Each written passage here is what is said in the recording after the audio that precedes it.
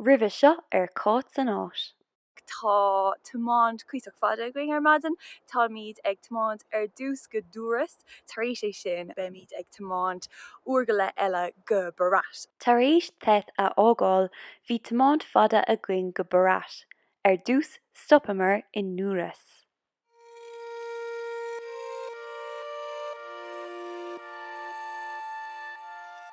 Ceithre uair níos déanaí agus tá míad i Durrës. Agus tá stíl seo an-difriúil, tá sé níos mó cosúil leis an man iarthar ceapan féin, tá sé churbáistí so sin trua.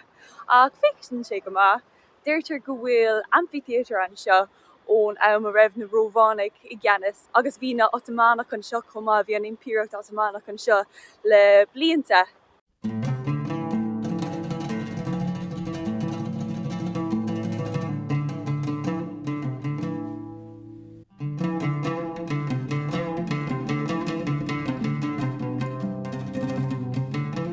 Bhí mar ag rán sin go raibh na Rómhánaigh i ngacáid ná riúra nach raibh bhíidir an sa, bhíidir san áid, órap, tá sé do creite, tá na rianta cá i ngacáid.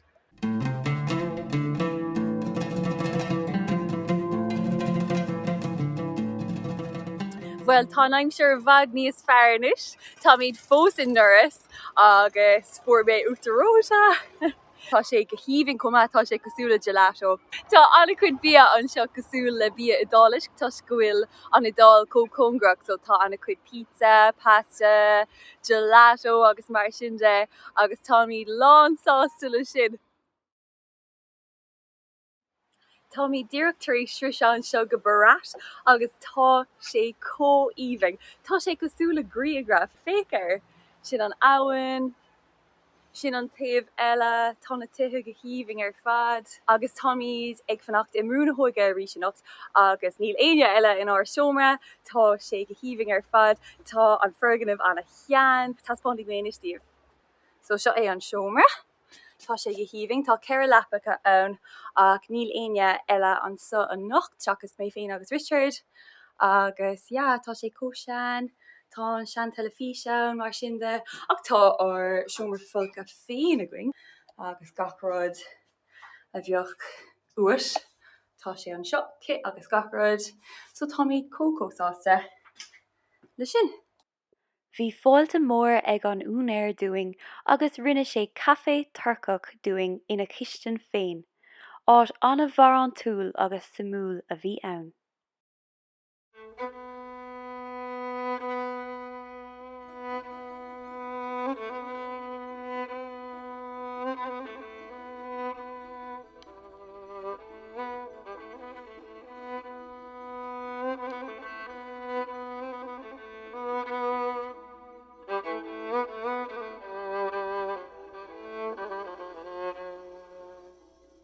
Tá mé ima éonar Tríona arís, tá go bhfuil clúas Richard fós anatain agus bhí dul go dtí an ospitail an seo i Berat arís.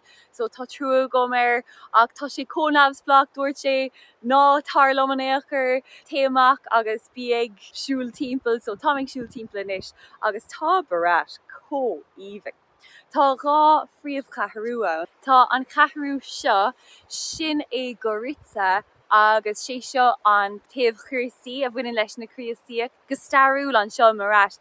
Bhí rá chreideamh na chríosaíach agus na musaemach é na chonaí an seo go síochánaach le céalta. So tá an tá artha, so seo an taobh chríosaíach agus taobh hirdúing an seo é an phríomh cathairú eile dar ban an mBerat, sin an taobh musaemach agus tá míad ag fannacht an son sa taobh seo agus tá sé cóíomhing tám Durrës gurta inis agus ceanglíonn sé sin an gá taobh le chéile.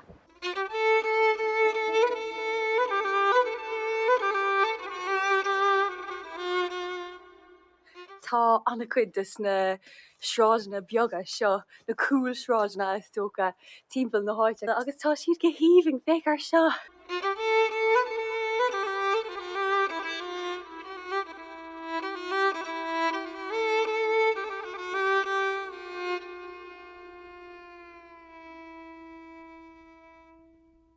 Tugtar an tanam cathair na céad Fuinneoga an gcathair seo Berat. Tus go bhfuil an stíl Fuinneoga sin ann agus tagann sé sin ón impaíocht Albánach. So bhí sé sin timpeall na háite feadh 600 bliain.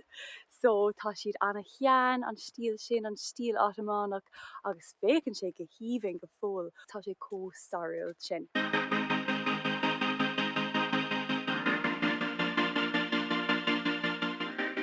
Tá méid an bramanad inis agus deirtear go dagan na daoine á túla an seo gach lá chun a bheith siúlód le chéile, promenad le chéile agus chun a chuid scéalte a roinnt le féin. Ceapan gur tradiisiún anna yes é sin agus anna á túil. So tám just ag féach an deir na daoine agus iad ag caiint inis. Buchas le dia, bhí Richard in ann teacht amach os an ospidéal, bhuailmuid lenar gcósta álainn agus Noemi chun dunéir a fháil sa bhaile. Dí bhar ó Berat. Sé seo ar lá deireanach an léitheanta suara tá brólar beimid ag tiomáint as go dtí Tirana arís Tirana agus beimid ag tuairt an glúiseán thar agus beag oíche amháin eile going i Tirana agus an sin beimid ag etailt a bhaile. So in nómh an plán ná dul go dtí an Caisleán an seo i Berat agus an sin fugmid slán le Berat ag thart an lón. Maidin bhí Richard dul as go dtí an ospidéal chun doctor eile eáil, tus go bhfuil a clúas fós tain agus caiigh an doctor súil géir a thógáil so tá sé sin dul go dtí an doctor inis, tá mise chun roimh cafe áil agus siúil suas go dtí an Caisleán tá sé ansa.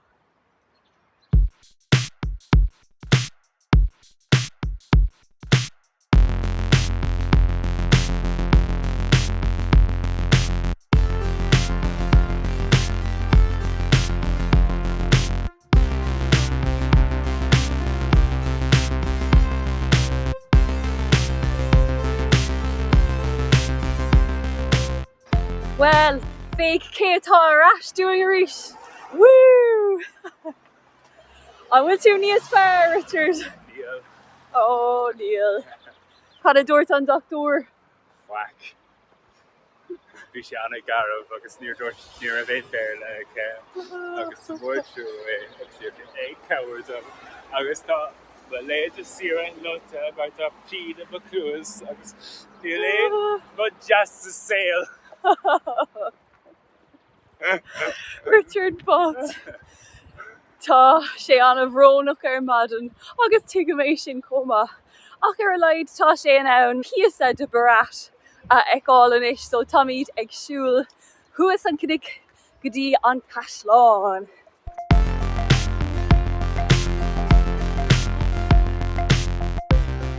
Phew, sin drapadóireacht dochreita an láidir ar fad tá sé ord chun bheith an seo ach táimid an seo inis agus fécinn sé anna bhór bhain mí ag dul isteach? Ná bach actually, ná bach. Yeah, wow, tá sé mór fécar an léirscáil seo.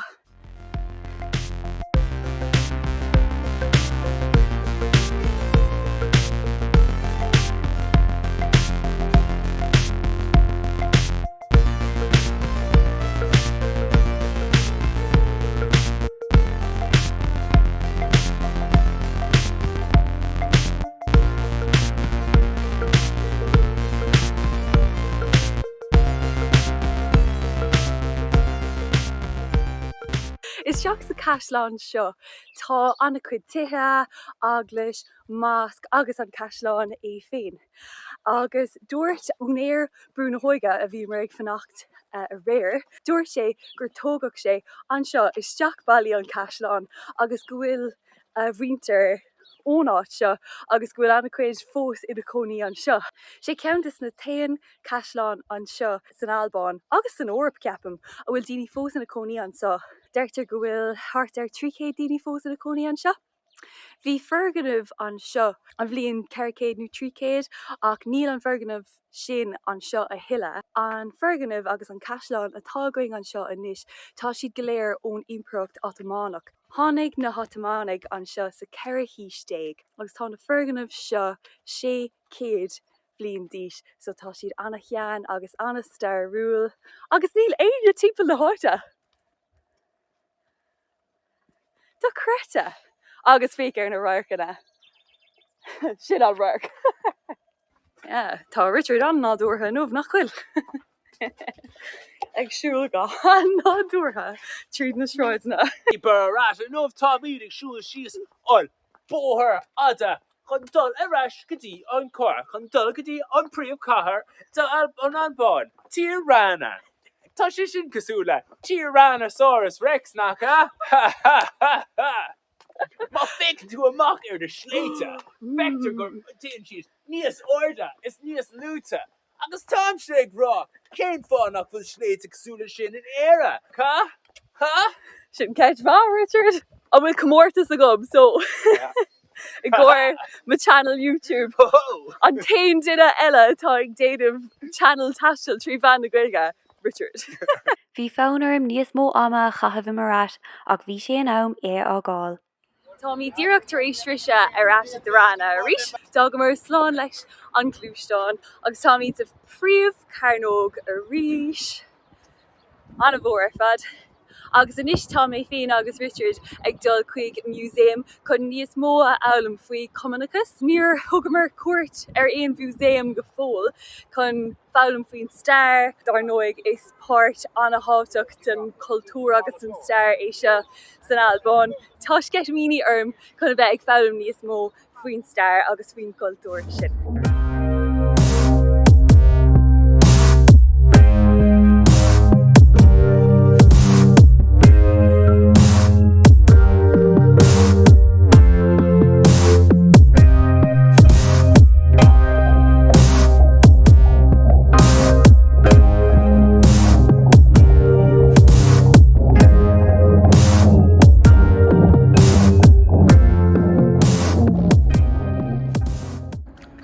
Cearcolóir Richard, cad a ceap tú faoin musaem Bunk Art. Bunk Art a dó. Thosaigh sé agus níor héic mé cén fá raibh siad chuint faoin an áidí agus a héad. An sin just chuaigh sé códaíonn, cótapa agus bhí sé tucreta ach anna agus rónach agus ní bheith fá credit na rudí a tharlaíonn an seo agus ar an amháin tá gachtain in an léamh sa tír dá réir an stíl rialtanas a bhí a gceist agus bhí gachtain an post a bheithá agus bhí an sláintas séir ach an taobh eile mana aon tíonn tú leis an rialtas bhí na rudí is measa ar deireanach cúras riamh tucreta an saola bhí an seo na héag dád níon agus just tír éonrach é lóra an órap gan cara sa domhan. Aon tíam go hiile is go thomláin le Richard comá na rudí a bhí ar siúil an seo bhí siad có dorcha bhí na campa concentration an seo ní raibh sé sin ar ólas a gom sa 10 agus sa 15 agus sa bhí an Cumanachas an seo dtí nóga héin agus an sin héit an Tíorána a chéile agus bhí an musaem sin doscail sé a thuúla chun an saoil agus an cruachas a bhí an seo. So bhuling é sin díobh mátá sé bheith teacht an seo. Agus ní raibh na daoine an seo in ann an tíre á gáil. Má ágan siad nó má rinne siad iirecht chun é á gáil bhí siad cur chun bos.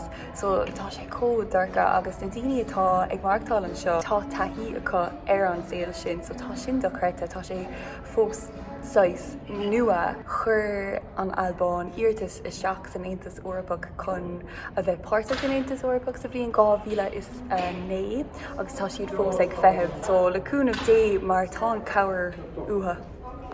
Ní féidir lom chuir sios crín a dhéanamh ar an tír seo. Is fiú cuairt a thuairt arthaí sulla dagan gach aine an seo. An rud deireanach atá le déanamh a going inis, sulla téimid go dtí an brúna hóige arís an oíche, gelato, uachtar róta, álainn agus séra ithe, agus go dtí an céad áit eile. Slán libh!